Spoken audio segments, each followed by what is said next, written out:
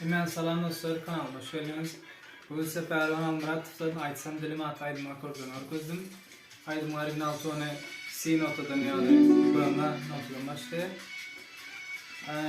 Ondan sonra La minor yani AM, son Do majör, son yine, son Sol majör, G, La, AM ve C notasıyla. Yani bu aydın olan akortlarımız C notası, La notu, Do notu yani S, Mi notu, Sol ya C. Sonra buraya çekim ali yani bir yarım tonun yani Re majör.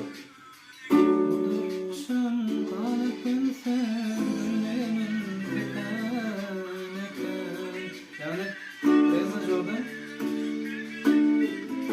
sonra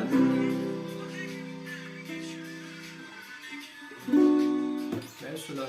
Videomuz yaranmasa kanalıma abone olmayı, like koymayı, yakın çıkarmayın. Bundan sonra videoları görüşürüz. Hemen görüşürüz.